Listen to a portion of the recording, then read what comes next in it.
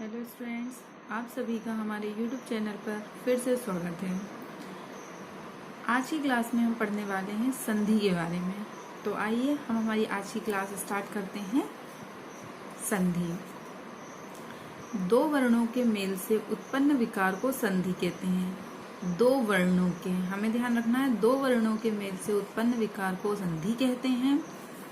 देखिए आगे, संधि में पूर्व पद का अंतिम वर्ण, ध्यान से अच्छे से समझना आप लोग कि संधि में पूर्व पद का अंतिम वर्ण एवं उत्तर पद का पहला वर्ण मिलकर विकार उत्पन्न करता है।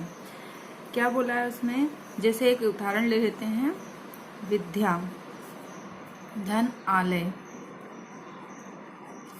संधि में पूर्व पद का अंतिम वर्ण एवं उत्तर पद का पहला वर्ण दोनों मिलेंगे तो एक विकार उत्पन्न करेंगे। जैसे विद्या धन आलय बराबर क्या हो जाएगा? विद्यालय, है ना। संधि में पूर्व पद का अंतिम वर्ण, ये जो है अंतिम वर्ण, और उत्तर पद का पहला वर्ण, प्रथम वर्ण जो होता है, वो दोनों मिलकर क्या एक विकार उत्पन्न करेंगे। सेकंड देखिए, संधि युक्त शब्द को अलग करने की प्रक्रिया संधि विच्छेद कहलाती। अगर हम ये विद्यालय को अलग करेंगे तो विद्या धन आलय बन जाएगा, तो उसकी जो अलग अलग करने की जो प्रक्रिया होती है वो संधि विच्छेद कहलाती है। ये संधि का विच्छेद हुआ, है ना, विच्छेद कहलाती है। संधि के तीन भेद होते हैं। कितने भेद होते हैं? तीन। स्वर संधि, व्यंजन संधि और विसर्ग संधि। संधि के तीन भेद हैं, स्वर, व्यंजन और विसर्ग। तो अब हम पढ़ेंगे स्वर संधि के बारे में। सॉरी, स्वर संधि। स्वर के बाद स्वर आने से, अच्छे से सुनना, अच्छे से समझना, स्वर के बाद स्वर आने से उत्पन्न विकार को स्वर संधि कहते हैं। क्या बोला है कि स्वर के बाद स्वर आने से उत्पन्न विकार को क्या बोलते हैं? संधि कहते हैं। जैसे सूर्य धन अस्त, सूर्यास्त, या महाधन आत्मा, महात्मा। जैसे महा आ, हम पढ़ रहे हैं महा धन आत्मा। ये देखिए, दोनों में स्वर के बाद स्वर आ रहा है, मतलब स्वर के बाद स्वर आ रहा है तो एक अलग विकार उत्पन्न हो रहा है। जैसे महात्मा, तो इसे हम स्वर संधि कहेंगे। इस टाइप के पूरे जो वर्ण अक्षर आएंगे उन्हें हम स्वर संधि कहेंगे। तो स्वर के बाद स्वर, मतलब स्वर के बाद क्या आना चाहिए? स्वर ही आना चाहिए। उत्पन्न विकार को स्वर संधि कहते हैं। इसके कितने? 5 भेद होते हैं। दीर्घ स्वर संधि, गुण स्वर संधि, वृद्धि स्वर संधि, यण स्वर संधि और अयादि संधि, अयादि स्वर संधि। 5 प्रकार की होती है स्वर संधि। तो आइए हम स्टार्ट करते हैं हमारी पहली संधि, स्वर संधि की पहला भेद, दीर्घ स्वर संधि। पहली है दीर्घ स्वर संधि। अब सबसे इंपॉर्टेंट चीज क्या है इसमें? दीर्घ। हमें ये ध्यान रखना है, दीर्घ यानी बड़ी मात्रा। सबसे मेन चीज है बड़ी मात्रा जो है ना, हमें उसका ध्यान रखना है। दीर्घ स्वर संधि में हमें बड़ी मात्रा का ध्यान रखना है कि इसमें बड़ी मात्रा आती है। अब देखिए आगे, लघु एवं दीर्घ स्वर। क्या? लघु एवं दीर्घ स्वर। आ, बड़ा आ, ई, बड़ी ई, ऊ और बड़ा ऊ के बाद क्रमशः लघु एवं दीर्घ स्वर आ, बड़ा आ, ई, बड़ी ई, ऊ, बड़ा ऊ आ जाए तो इनके मेल से बड़ा आ, बड़ी ई, बड़ा ऊ, मैंने क्या बोला? बड़े अक्षर, बड़ी मात्रा जो रहती है वो हो जाती है। क्या हो जाती है? बड़ी मात्रा। जब ये एक दूसरे से आपस में मेल करेंगे तो क्या बनेगी? बड़ी मात्रा। जैसे देखिए, पहला पद क्या है? छोटा आ, छोटी ई, छोटा ऊ। पहले पद में ये अक्षर आ रहे हैं, दूसरे पद में क्या आ रहा है? छोटा आ, छोटी ई, छोटा ऊ। मतलब पहले और दूसरे पद में अगर छोटे छोटे भी हैं तो क्या बनेगी? बड़ी मात्रा ही बनेगी। हमें ध्यान रखना है, क्या बनेगी? बड़ी मात्रा बनेगी। तो हमें दीर्घ स्वर संधि में इस बात का ध्यान रखना है कि बड़ा आ, बड़ी ई और बड़ा ऊ, मतलब बड़ी मात्रा के जो शब्द आते हैं वो दीर्घ स्वर संधि में होते हैं। ठीक है ना। चलिए अब हम कुछ उदाहरण देखते हैं। जैसे विद्यालय, विद्या धन आलय। देखिए, विद्यालय का क्या आ रहा है? विद्या, यहाँ हमें पीछे ध्यान देना है और इधर देखना है कि विद्या धन आलय, विद्यालय। विद्यार्थी, विद्या धन अर्थी। सत्याग्रह, सत्य धन आग्रह। नवागत, नव धन आगत। महात्मा, महाधन आत्मा। ऐसे ही देखिए आगे, ग्रीस, गिरी धन ईश। परीक्षक, परिधन ईक्षक। कविंद्र, कविधन इंद्र। भानुदय, भानुधन उदय। अनुदित, अनुधन उदित, धातुष्मा धातुधन ऊष्मा, रजनीश रजनीधन ईश, और भूर्जा भूधन ऊर्जा। ये सभी किसके दीर्घ स्वर संधि के उदाहरण हैं। किसके हैं? दीर्घ स्वर संधि के ये उदाहरण हैं। आप लोग और भी उदाहरण कर सकते हैं, तो आप लोग लिखिए और उन्हें करने की कोशिश कीजिए। क्या क्या होंगे, हम वीडियो के लास्ट में आपको कुछ क्वेश्चंस देंगे, कुछ संधि देंगे, उनका आपको विच्छेद भी करना है, और कुछ विच्छेदन देंगे जिनका आपको संधि बनाना है। तो ये अपन वीडियो के लास्ट में देखेंगे। अब हम आ जाते हैं हमारी दूसरी संधि, जो कि स्वर संधि का दूसरा उदाहरण है गुण स्वर संधि। हमने इससे पहले क्या पढ़ी है? दीर्घ स्वर संधि। अब हम पढ़ने वाले हैं गुण स्वर संधि के बारे में। तो देखिए, आप थोड़ा ध्यान से समझिएगा। यदि आ बड़ा आ के बाद, ध्यान से समझना कि यदि आ बड़ा आ के बाद ई बड़ी ई हो तो, मतलब छोटा और बड़ा आ दोनों हैं, उनके बाद अगर छोटी ई और बड़ी ई हो तो दोनों के मेल से अय हो जाता है। क्या हो जाता है? अय हो जाता है। इसे गुण स्वर संधि कहते हैं। क्या हो जाता है? ए हो जाएगा। इसे क्या कहेंगे? गुण स्वर संधि। अब आपको यहाँ पे एक इम्पोर्टेंट चीज ध्यान रखनी है, एक मात्रा। क्या ध्यान रखना है आपको? यहाँ पे एक मात्रा की बात कर रही हूं मैं, एक मात्रा है ना। यदि आ बड़ा आ के बाद ई बड़ी ई हो तो दोनों के मेल से ए हो जाता है। इसे गुण स्वर संधि कहते हैं।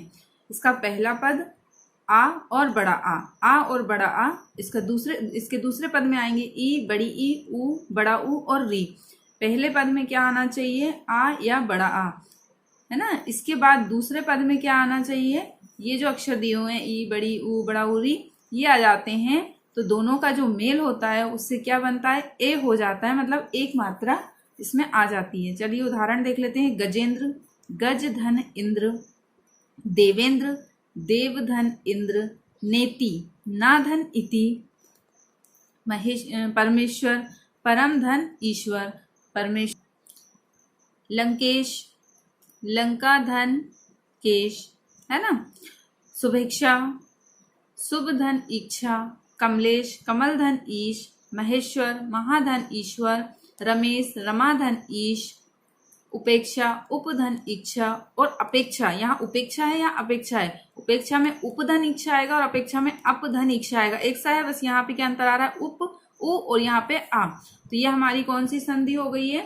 गुण स्वर संधि। अपन ने इसमें क्या देखा कि एक मात्रा है ना। अभी इसका एक और पॉइंट देखते हैं हम। देखिए, यदि आ और बड़ा आ के बाद, अभी हमने क्या देखा था इससे पहले? आ और बड़ा आ के बाद ई बड़ी ई, है ना, आ रही है, तो उनके मेल से जो बन रहा है अपन ने वो देखा था। अब यहाँ पे हम आ और बड़ा आ के बाद देखेंगे ऊ और छोटा ऊ और बड़ा ऊ आ जाए तो दोनों के मेल से ओ, है ना, एक मात्रा ओ।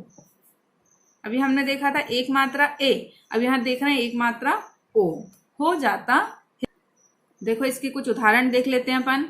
भाग्योदय भाग्य धन उदय, नवोदय नव धन उदय, वीरोचित वीर धन उचित, पुरुषोत्तम पुरुष धन उत्तम, जलोमी जल धन उर्मी। हमें ध्यान से देखना है इसमें, है ना।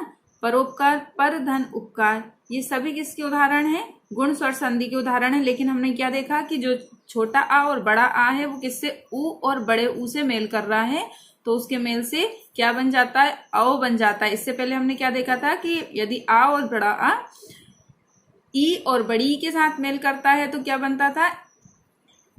ए बनता था। अब हम देखेंगे आगे थोड़ा सा और। देखिए इसका तीसरा पॉइंट, यदि आ और बड़ा आ के बाद री आ जाए तो दोनों के मेल से अर हो जाता है। क्या बन जाएगा? दोनों के मेल से अर। यदि आ और बड़ा आ के बाद री, ऋषि का री आ जाता है तो दोनों के मेल से अर हो जाता है। जैसे देवर्षि देवधन ऋषि, सप्तऋषि सप्तधन ऋषि, महर्षि महाधन ऋषि, ब्रह्मर्षि ब्रह्मधन ऋषि। तो सब में क्या लग रहा है? अर लग रहा है ना। ऋषि, सप्तऋषि, महर्षि, ब्रह्मर्षि, देवर्षि, इसमें सब में अर लग रहा है। तो पहले हमने क्या देखा था कि आ और बड़ा आ के बाद ई या बड़ी ई आ रही है तो उसके मेल से एक मात्रा ए बन रहा है। ऐसे आ और बड़ा आ के बाद अगर ऊ बड़ा ऊ आ जाए तो दोनों के मेल से ओ बन जाता है। और यदि आ और बड़ा आ के बाद ऋषि आ जाए, री आ जाए, तो उसके मेल से अर, उसके मेल को से अर बन जाता है ना।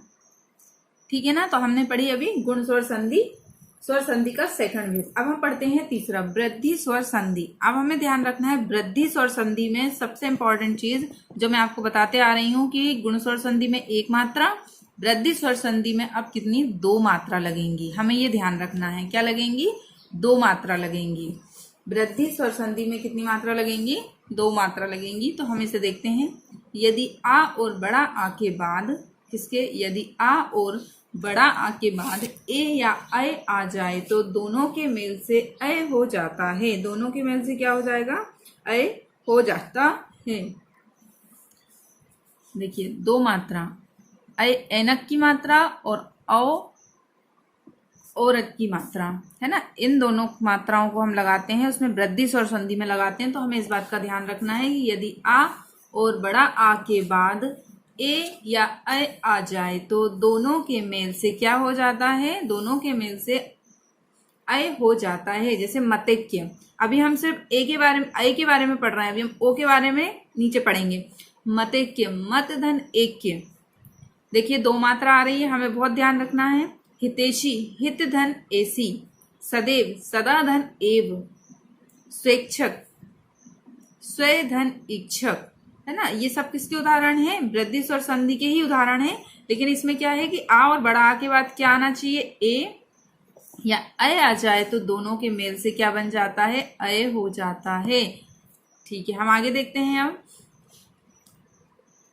यदि आ और बड़ा आ के बाद, वृद्धि स्वर संधि पढ़ रहे हैं अभी हमें ना, यदि आ और बड़ा आ के बाद ओ या औ आ जाए तो दोनों के मेल से औ हो जाता है। दोनों के मेल से क्या हो जाएगा, औ हो जाता है। परमोदार्य, ध्यान से देखिए, परमोदार्य 2 मात्रा है, परम धन औदार्य, वनौषधि, वन धन औषधि, दंतोष्ठ, दंत धन ओष्ठ, महोषध, महाधन औषध। तो दोनों के मेल से क्या बन रहा है, औ बन रहा है ना। तो ये भी किसका उदाहरण आ जाएंगे, वृद्धि स्वर संधि के उदाहरण होंगे। ठीक है, अभी हमने क्या पढ़ी, वृद्धि स्वर संधि, जो कि स्वर संधि का तीसरा उदाहरण था, तीसरा भेद था। अब हम पढ़ने वाले हैं यण स्वर संधि। यण स्वर संधि में हम क्या पढ़ेंगे, आगे देखिए इसे, यदि ई, बड़ी ई के बाद कोई असामान्य भिन्न स्वर आ जाए तो ई, बड़ी ई या में बदल जाती है। अब हमें ये ध्यान रखना है कि जो ई है या बड़ी ई है वो किस में बदल रही है, या में बदल रही है। ये बहुत ध्यान रखना है कि यदि ई या बड़ी ई के बाद कोई असमान स्वर, भिन्न स्वर आ जाए तो ई, बड़ी ई किस में, या में बदल जाती है। देखिए अत्यधिक, अब आप पढ़ के देखिए इसे, समझिए, अत्यधिक, अत्यधिक, अति धन अधिक, अति धन अधिक, तो ये किसमें बदल गई, या में बदल गई। आप बार बार इन चीज को बोल के देखिए तो आपको समझ में आएगा। इत्यादि, इति धन आदि, इति धन आदि, तो क्या बन गया, इत्यादि। प्रति धन अक्ष, प्रत्यक्ष, वि धन अंजन, व्यंजन, अधि धन आदेश, अध्यादेश, प्रति धन आरोपण, प्रत्यारोपण, और नि धन उन बराबर न्यून, है ना। तो इसमें क्या हुआ कि ई और बड़ी ई के स्थान पे क्या आ गया, या, ये दोनों हट गए, इनके स्थान पर क्या बन गया, या में ये बदल गया, है ना। ये हमारा पहला उदाहरण था। अब हम सेकंड उदाहरण देखेंगे यण स्वर संधि का। ध्यान से देखना, पहले में हमने क्या देखा था, ई और बड़ी ई की बात हुई थी। अब यहाँ पे यदि ऊ और बड़ी ई, छोटा ऊ और बड़ा ऊ के बाद कोई असमान स्वर, भिन्न स्वर आ जाए तो ऊ और बड़े ऊ के स्थान पर वा में बदल जाता है। इसकी जगह पर फिर क्या आ जाएगा, ये वा आ जाएगा, वा में बदल जाता है। देखिए एक उदाहरण, स्वागत, सु धन आगत, ध्यान से समझिए, सु ऊ आ रहा है, धन आगत आ रहा है, भिन्न स्वर आ रहा है, तो इसके स्थान पर क्या आ जाएगा, वा आ जाएगा। क्या आ जाएगा, वा। तो क्या बन जाएगा, स्वागत, सु धन आगत, स्वागत, धातु धन एक, धात्विक, सु धन अक्ष, स्वच्छ, अनुधन ऐषण, अन्वेषण, है ना। ऊ और बड़ा ऊ के बाद कोई असमान स्वर आ जाए तो ऊ और बड़ा ऊ के स्थान पर क्या बन जाता है, वा में ये बदल जाता है। देखिए इसका तीसरा उदाहरण देखिए आप। अभी हमने इससे पहले देखा था ई और बड़ी ई के स्थान पर, ई और बड़ी ई के स्थान पर बदला था। अब यहाँ हमने ऊ और बड़े ऊ के स्थान पे बदला है। अब हम बदलेंगे री, ऋषि के स्थान पर। तो यदि री के बाद कोई असमान स्वर आ जाए तो री के बदले में अर में बदल जाता है। री के बदले क्या हो जाएगा? अर हो जाएगा। री के स्थान पर क्या आ जाएगा? अर आ जाएगा। जैसे पित्राज्ञा, पितृधन आज्ञा, तो यहाँ पे क्या आ गया? अर आ गया। पित्राज्ञा है ना। मात्रानंद, मातृधन आनंद, मात्राज्ञा, मातृधन आज्ञा। और पित्रादेश, पितृधन आदेश। तो री के स्थान पर क्या आ गया? यहाँ पे अर में ये बदल गया है। री के जगह पे क्या आ गया? अर आ गया है। ऐसे ही ऊ और बड़ा ऊ की जगह पर क्या आ गया है? वा। ये क्या है? ऊ और बड़ा ऊ की जगह पे वा में ये बदल गया है। तो हमें इस बात का ध्यान रखना है कि ऊ और बड़ा ऊ के बाद क्या है, किस में बदल जाएगा? ये वा में बदल जाएगा। चलिए, और हमें इसके बाद देखना है ई और बड़ी ई के बाद किस में बदल दिया था हमारा? ये या में बदल गया था। चलिए, तो आगे हम पढ़ते हैं अयादी स्वर संधि। अभी हमने क्या पढ़ी थी? यण स्वर संधि। अच्छा, यण स्वर संधि में एक और बात बताती हूँ मैं आपको। हमेशा आधे अक्षर के बाद, किसके? आधे अक्षर के बाद आपको इस बात का ध्यान रखना है कि अयादी में हमेशा आधे अक्षर जो होते हैं, आधे अक्षर में ही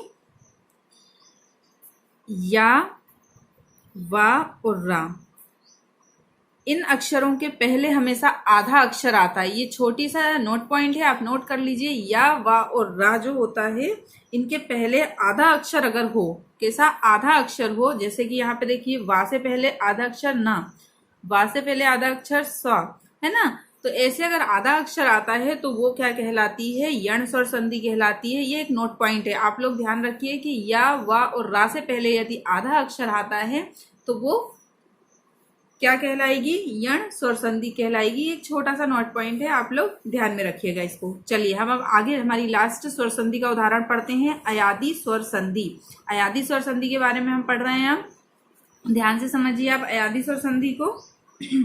यदि ए के बाद क्या है? ए।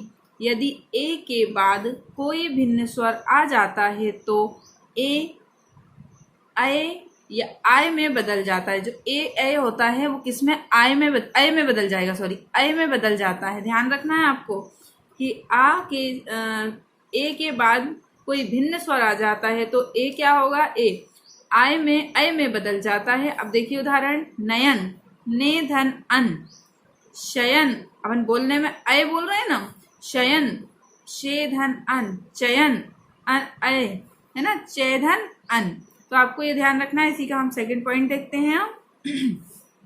यदि ए के बाद, यदि अय के बाद, सॉरी अय के बाद कोई भिन्न स्वर आ जाता है तो ए आय में बदल जाता है। किस? अब यहाँ पे देखिए, पहले के अय में बदला था, अब यहाँ पे किस में बदल जाएगा? आय में बदल जाएगा। सब चीज अलग अलग है, थोड़ा सा ध्यान से समझना है इस चीज को कि यदि अय के स्थान पर कोई भिन्न स्वर आ जाता है तो अय आय में बदल जाता है। जैसे गायन, गे धन अन, विनायक, विनय धन अक, नायक, नय धन अक, गायक, गय धन अक। अब इससे पहले किसमें? ए जो था, एड़ी वाला जो ए था वो अय में बदल गया था, और ऐ नग वाला ए जो है वो आय में बदल गया है। चलिए, अयादी संधि का हम तीसरा पॉइंट देख लेते हैं। यदि ओ के बाद, किसके? ओ के बाद कोई भिन्न स्वर आ जाए तो ओ का आव में बदल जाता है, अव में बदल जाता है। जो ओ होता है वो किस में बदल जाएगा? अव में बदल जाएगा। इस बात का ध्यान रखना है कि जो ओ है वो किस में? अव में बदल जाता है। जैसे भवन, भौ धन अन, पवन, पो धन अन, पवित्र, पो धन इत्र। तो ये क्या है? इसके उदाहरण हैं। फिर देखिए, अभी ओ की बात थी, अब औ की बात कर रहे हैं हम। यदि औ के बाद कोई भिन्न स्वर आ जाए तो औ आव में बदल जाता है। किसमें? आव में बदल जाता है। जैसे पावन, पौ धन अन, धावक, भौ धन अक, भावुक, भौ धन इक, और नाविक, नौ धन इक। तो ये किसके उदाहरण थे? पूरे अयादी स्वर संधि के उदाहरण थे। तो अभी हमने क्या पढ़ा? स्वर संधि। स्वर संधि में हमने क्या पढ़ा है? स्वर संधि 5 प्रकार की होती है। दीर्घ स्वर संधि, गुण स्वर संधि, वृद्धि स्वर संधि, यण और अयादी स्वर संधि। इनके उदाहरण पढ़े हमने, बहुत सारी चीजें इन्हें देखी समझी। तो आप लोग इन्हें ज़्यादा से ज़्यादा उदाहरण को करके देखिए, जिससे कि आपको ये अच्छे से और समझ में आने लगे। हमें ये ध्यान रखना है कि दीर्घ स्वर संधि में बड़ी मात्रा होती है, इस बात का आपको विशेष ध्यान रखना है। जो दीर्घ स्वर संधि होती है उसमें हमें क्या करना है, बड़ी मात्रा का ध्यान रखना है। बड़ी मात्रा कौन कौन सी होती है आपको पता है, बड़े आ की मात्रा, बड़ी ई की मात्रा और बड़े ऊ की मात्रा। ऐसे ही हमें गुण स्वर संधि में क्या ध्यान रखना है गुण स्वर संधि में हमें ध्यान रखना है कि हमेशा गुण स्वर संधि में एक मात्रा लगी होती है। ऐसे ही वृद्धि स्वर संधि में हमेशा दो मात्रा होती है। कितनी मात्रा? दो मात्रा होती है। उसके बाद यण स्वर संधि के बारे में हम पढ़ेंगे। यण स्वर संधि हम पढ़ चुके हैं अभी थोड़ी देर पहले। यण स्वर संधि में मैंने आपको बताया था कि या, वा और रा, इसके पहले कौन सा अक्षर आता है? आधा अक्षर आता है। इससे पहले कौन सा अक्षर आता है? आधा अक्षर आता है। तो वो कौन सी? यण स्वर संधि कहलाती है। ये कुछ नोट पॉइंट है, आप लोग इन्हें नोट कर लीजिए। और अयादी स्वर संधि में हमने देखा था कि अय, आव, अव और आओ। अयादी में क्या देखा था हमने? एक सेकेंड, आप लोग इसे भी नोट कर लीजिए। अय, आय, अब और लास्ट में आओ। अगर ये सारे उच्चारण आते हैं तो वो कौन सी संधि कहलाती है? अयादी संधि कहलाती है। 3 अक्षर के शब्द होंगे। हमेशा ध्यान रखना है कि इसमें हमेशा 3 अक्षर के शब्द होंगे। किसमें? अयादी स्वर संधि में। तो ये कुछ नोट पॉइंट है, आप लोग इन्हें नोट कर लीजिए। तो स्टूडेंट्स, आपको हमारा आज का ये वीडियो कैसा लगा? अगर पसंद आया हो तो लाइक कीजिए, शेयर कीजिए, चैनल को सब्सक्राइब जरूर कीजिए। धन्यवाद।